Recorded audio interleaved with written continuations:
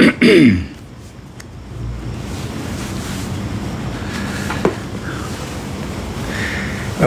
Assalamualaikum warahmatullahi wabarakatuh. Saudara-saudari sekalian, apa khabar semua? Kita akan terus memasuki ilmu tentang buah-buahan yang kita kata bagus sangat tu. Sebenarnya kenapa sebahagian daripada kita tak dapat manfaat yang dimaksudkan sebenarnya? Boleh tak kita cerita pada malam ini? Semoga bahan-bahan ataupun anugerah Allah bagi ni yang baik, kita dapat manfaat yang sepenuhnya. Baik, sementara kita dah hampir semua masuk ni, Rokiah pun ada, siapa lagi, Rahim pun ada, Fauziah pun dah masuk ya. Alright, kita sambung terus. Bagi mereka yang tengah mengambil nota, tolong siapkan nota book atau buku nota supaya kita cerita tentang topik yang paling kita ambil sambil lewa je ni. Sebab hari-hari kita makan, kalau yang ikut D&D diet tu wajib makan orang kata apa, fruits yang berwarna-warni tu sebelah pagi, betul? Dan kita ikut body weight kita kali dengan berapa? Kali dengan 10. Berapa gram kita nak makan sepagi. Alright. Okey, kita mulakan dengan bismillahirrahmanirrahim. Assalamualaikum warahmatullahi wabarakatuh. Buah-buahan seperti mana anda tak ketahui, ada juga mazhab-mazhab yang bila saya kata mazhab ni maksudnya guru-guru yang dari sudut kesihatan dan kecergasan punya guru-guru ni, nutritionist, kadang-kadang ada setengah pakar-pakar ataupun doktor pun kata jangan makan buah-buahan. Kalau terutama sekali yang ikut setengah-setengah diet, yang langsung tak boleh kena buah pun, terutama sekali buah-buah yang ada contohnya ada karbohidrat lah, seperti kalau you dengar sebenarnya buah semua ada karbohidrat kan, tapi yang mereka risau sangat ialah dalam buah tu ada fructose dan ada glukos, di mana kalau fructose campur dengan glukos dia jadi sucrose, dan sucrose tu adalah gula pasir yang anda tengok di tempat di rumah kita, di restoran, di kedai-kedai tu kan. Dan mereka juga takut kepada gula ni sehinggakan mereka lupa yang dalam buah-buahan tu bukan ada gula sahaja, bukan ada fructose dan glukos saja. Kalau itu saja yang dijadikan namanya buah-buahan, saya rasa Tuhan tu tak bijak lah kan. Tuhan kan maha bijak, maha pencipta dan maha mengetahui. Bila dia kata di syurga ada buah-buahan, berarti ada terlalu banyak kebaikan. Dan sains pun dah membuktikan selain daripada fructose, glukos, dia ada polyphenol, dia ada antioksidan, dia ada vitamin, ada mineral, ada fiber lagi, ada air juga lagi. Dan setengah-setengah buah-buahan tu diberi oleh Allah SWT lebih kaya daripada setengah-setengah buah-buahan tu. Sebab tu dia nak kena balance balik kan, kena makan bukan satu jenis buah je sehari. Tetapi ini dia, nombor satu, yang paling ramai daripada kita buat kesalahan ialah, siapa tahu, ialah kita tak makan dengan kulitnya. Of course lah, kalau kulit-kulit yang tak boleh makan seperti buah petik, buah pisang tu pun kalau nak ikut kulitnya tu ada banyak zat-zat yang bagus tau, tapi orang tak makan lah, itu je kan.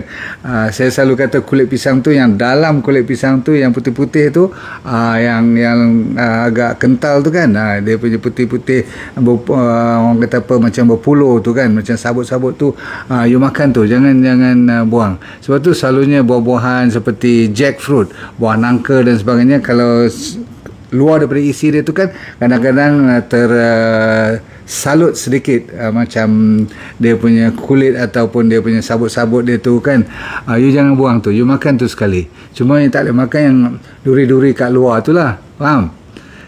Jadi saya menasihatkan nombor satu, kalau macam buah limau ataupun buah-buah apple, limau tu buang kulit yang kat luar sekali, tapi dalam dia yang putih-putih tu kalau you boleh makan, you makan kalau boleh. Kalau tak lepas, tak payah makan, tak apa. Tapi macam apple, buah pear, apa lagi buah-buah yang you boleh makan tu, of course buah grape, anggur kan, buah plum, apa lagi, buah fig, buah tin, semua-semua tu boleh makan. Okey, Kalau yang penting sekali, nombor satu ialah jangan buang kulitnya ataupun puluh yang putih tu, orang putih panggil rind dia. Okay, so don't throw away the rind. It's very orang kata apa, nutritious. Bahkan sebagian besar macam apple atau pear semua tu kan, kulit dia itulah yang sebenarnya hampir 40% lagi hilang kalau you buang kulit-kulitnya. Setengah-setengah tu macam buah apa lagi saya nak tunjuk pada anda, buah jambu. Kita kan jangan buang kalau boleh. Jadi berarti kalau macam buah strawberry, semua jenis berry atau cherry ni semua tu, sebab dia kecil-kecil, dia ada celah-celah dia. Kalau you salah-salah bulan tak basuh elok, bahaya juga. So kesalahan kedua ialah kita tak cuci dengan baik ataupun kita tak rendam secukupnya. Anda tahu kan buah yang lagi banyak dia punya selit-melit tu kan, buah macam apa, grape tu, buah anggur semua tu, you kena hati-hati. Maksud saya kalau dia datang berangkai kan, macam buah apa lagi selalunya kalau saya dulu kat kampung buah cermai, tapi itu tak ada pesticide semua. Sekarang ni yang ada banyak spray tu seperti strawberry, blueberry, all the berries lah. Okay, so you make sure you rendam elok-elok. Saya dah ajar dulu dengan garam boleh, dengan baking soda boleh, dengan cuka boleh, dengan ozon boleh. Paling-paling air yang kita masuk sendiri dengan garam kita tu biar lebih kurang 4-5 jam ke, baru you basuh balik, bilas dengan air, baru boleh makan. Selagi mana you nampak berkapur ataupun nampak macam ada wax tu, you tolong. Kalau wax tu selalunya saya suruh rendam dalam air suam sikit supaya dia leraikan wax tu. Okay, so nombor satu, jangan buang kulit. Nombor dua, sedia? Nombor dua ialah, anda pun dah tahu, jangan makan buah lepas makan. After meal, cannot. Okay, sebab semua orang tahu logik kan. Sebab apa? Buah terkenal dengan terutama sekali buah yang dah agak masak, buah yang dah agak lembik seperti papaya, seperti watermelon. Ya, buah-buah macam ni kan kalau you ambil lepas makan, dia kan laju proses pencernaan dia. Hampir setengah jam. Kalau buah yang lagi banyak berair tu lagi laju dia turun, betul tak? Selalunya dia perlukan 1-2 jam. Tetapi saya kata apa tadi, kalau buah yang lagi lembik, lagi masak tu, lagi ranum, dia lagi cepat.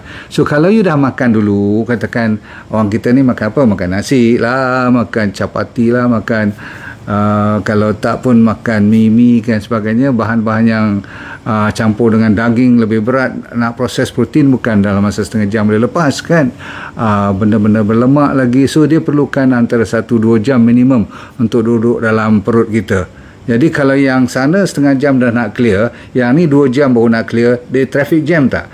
Bila traffic jam tu dia jadi apa? Dia jadi fermentasi.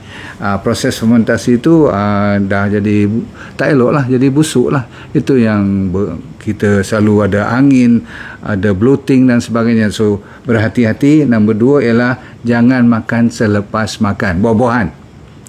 Bahkan kata kajian, kalau boleh, saya pun kadang-kadang tak boleh sebab orang dah siap makanan tu sekali.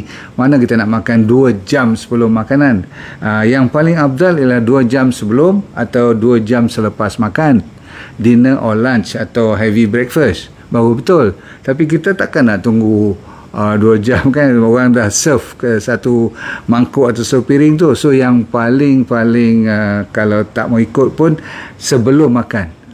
Maksudnya kalau tak mau ikut setengah jam atau 1 jam sebelum makan, ataupun tak sesuai di majlis tu nak makan sebelum kan, takkan kita nak makan awal. So kita makan sebelum. Alright, sekurang-kurangnya you take your time. Kalau boleh kunyah buah-buahan ni, you kena kunyah betul-betul sampai dia jadi macam bak kata orang andainya macam jadi air lah, jadi liquid. Baru you telan. Itu yang terbaik. Sebab apa, bila telan je masuk, zoom terus dengan fibernya, dengan airnya, dengan all the vitamin, nutrientnya cun, dan you telah keluarkan enzim karbohidrat, amylase semua tu daripada mulut you sendiri. Dia dah mula proses pencernaan daripada mulut lagi. Sebab tu laju masuk. Dia buah-buahan very good kalau you boleh buat macam tu. Saya ulang, jangan makan selepas makan, immediately. sejurus selepas makan, very bad. Okey, nombor 2. Nombor 3, kalau boleh jangan campur dengan susu. Ni orang tak berapa tahu ni. Saya nak bagi tahu terutama sekali bahan-bahan yang berbentuk citrus atau buah-buahan seperti lemon atau lime tu jangan masuk orang kata apa, campur dengan susu, lepas tu you makan ataupun you minum sekali. Faham tak? Okey. You jangan makan buah lepas tu you minum susu, makan buah, itu bahaya sangat. Sebab apabila dia campur dengan susu ni, ada proses-proses fermentasi lain pula yang kadang-kadang merosakkan pH kita dalam stomach. Okey. Walaupun jarang you buat benda macam ni, tapi kadang-kadang kat hotel tu kalau buffet tu, you kadang-kadang ambil juga susu yang banyak dalam 3-in-1, you punya teh tarik semua tu, you tak sedar dalam susu yang dalam teh tarik yang ada susu tu, lepas tu you campur pula makan buah, cantik, dia akan mengganggu perut you, nanti jadi orang kita kata apa, meragam nanti. Okey, nombor berapa? Nombor 3. Nombor 4 ialah kalau boleh buah-buahan ni jangan dibuat jus. Saya ulang lagi sekali, buah-buahan kalau boleh jangan dibuat jus. Saya nak you buat paling-paling dia nak kecil pun, kalau you malas nak gigit, jadi apa? Jadi blended. Maksudnya blended di spin. Bila you spin ni, saya nak nasihatkan ada kesalahan lain pula orang buat. Satu, okey, kesalahan tadi kalau you jadikan jus. Oh, kenapa? You tanya kenapa pula. Okey, kenapa? Sebab bila dia jadi jus, dia punya gula lebih menyerlah, lebih senang naik gula dia.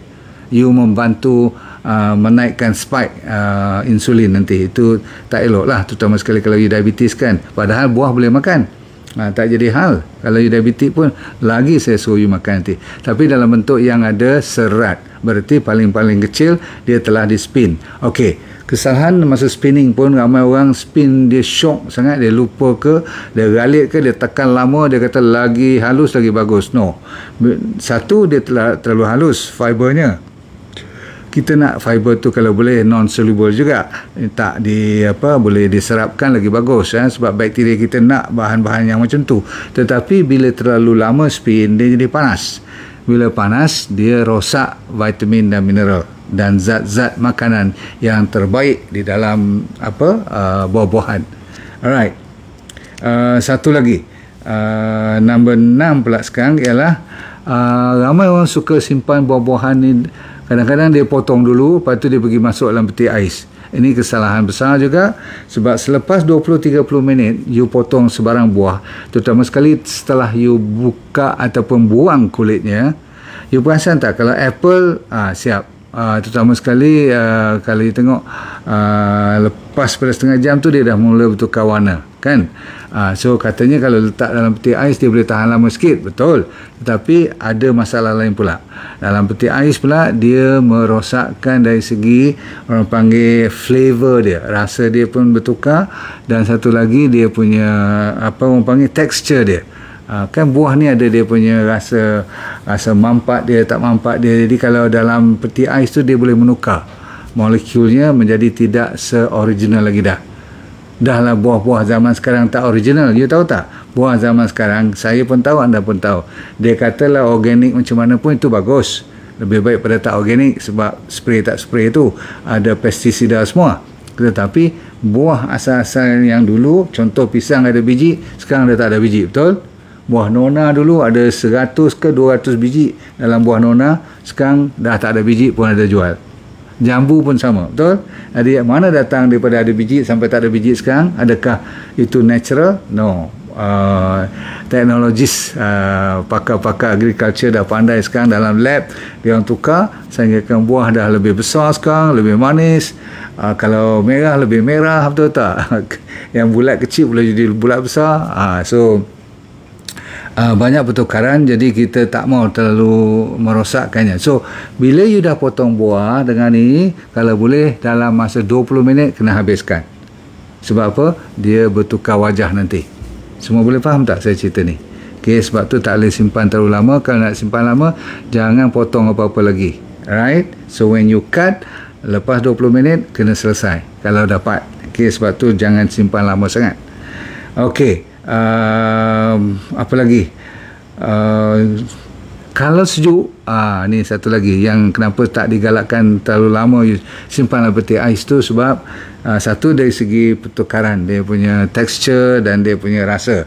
Nombor dua, bila kita ambil bahan-bahan apa pun, bukan kata buah-buah saja, kalau kita rajin sangat bahan-bahan yang sejuk masuk dalam perut, terutama sekali makanan, termasuk buah-buahan, dia mengganggu lining perut kita. Okey, dia hampir boleh merosakkan atau mengganggu digestion pun, pencernaan, sebab body kita kan ada temperature yang 37 degree centigrade tu.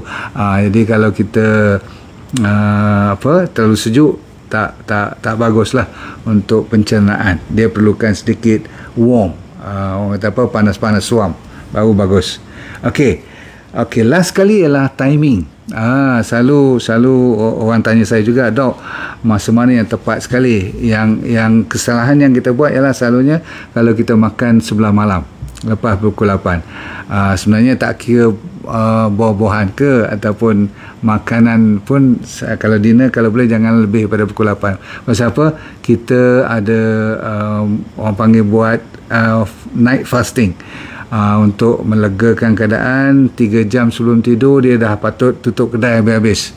Sebab apa? Nanti bila nak keluarkan tryptophan ke arah pengeluaran melatonin, tahu kan melatonin untuk tidur, dia akan keluar antioksidan yang terbaik di dunia ialah namanya melatonin.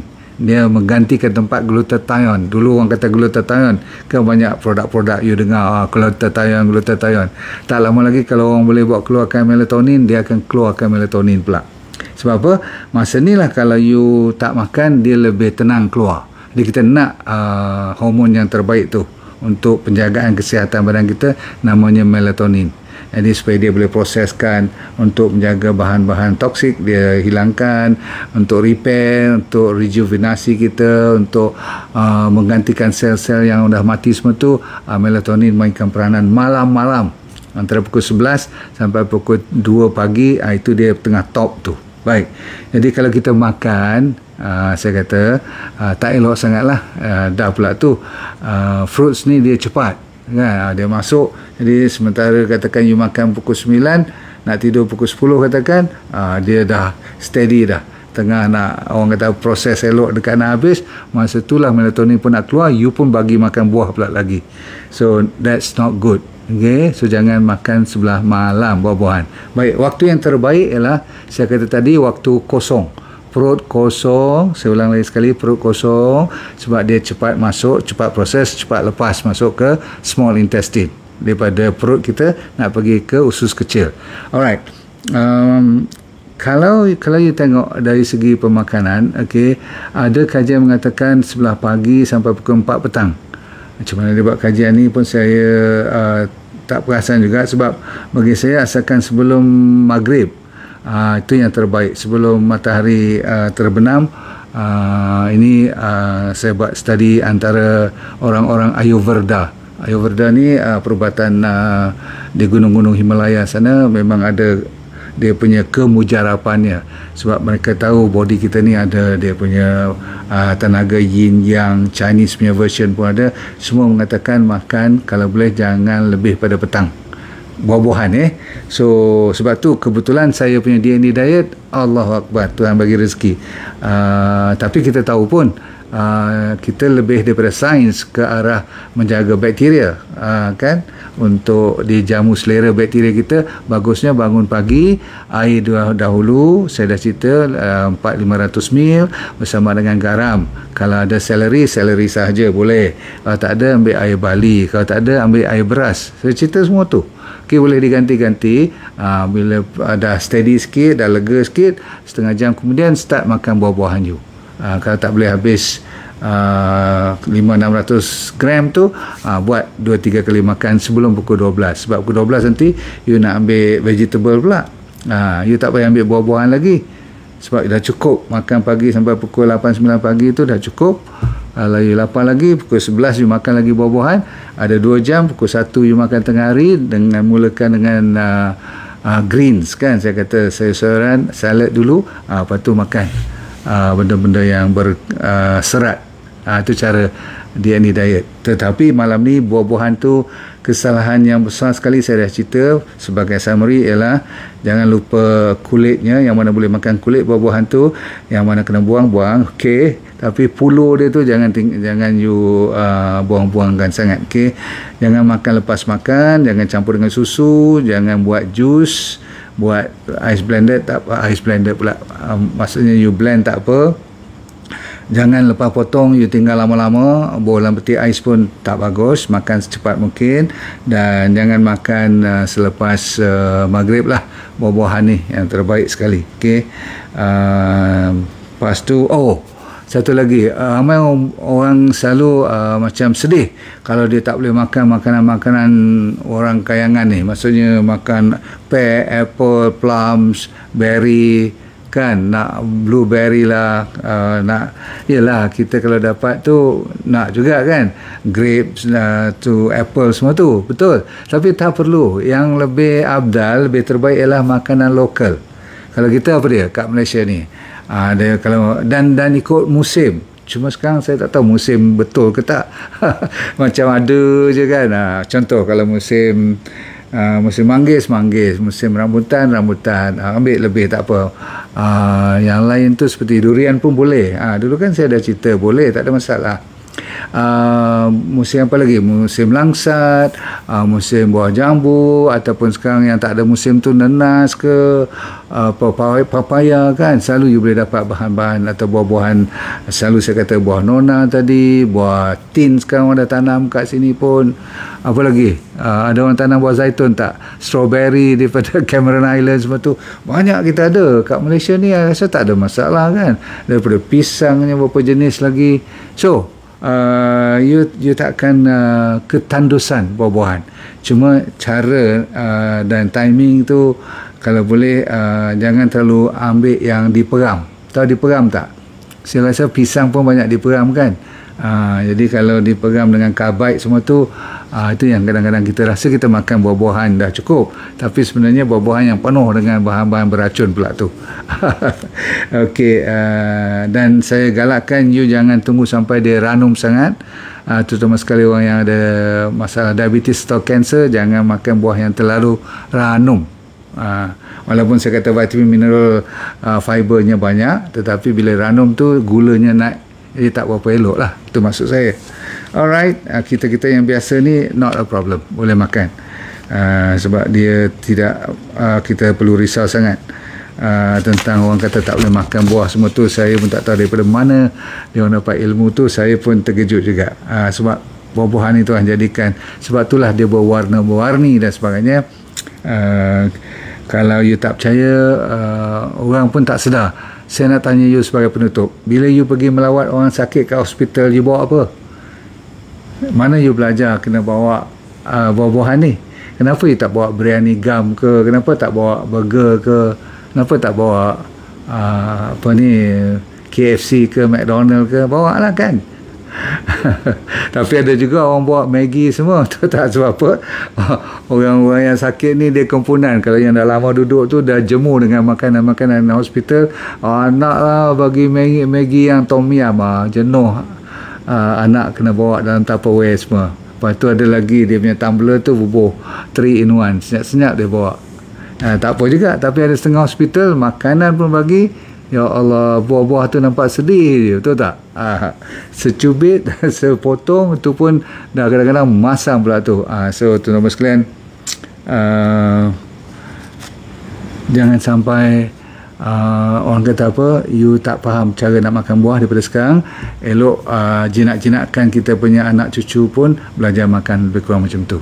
Okey, cukup dulu pada malam ini saudara-saudara sekalian. Jangan lupa pada Sacha Enchi Oil sekarang dah stabil, kita dah ada mencukupi DND 369, dan juga jangan lupa kepada Santera vitamin D3K2 tu. Alright, Assalamualaikum warahmatullahi wabarakatuh. Dunia anda bahagia, akhirat anda syurga, sebab anda pandai apa? Let go and feel good all the time. Bye.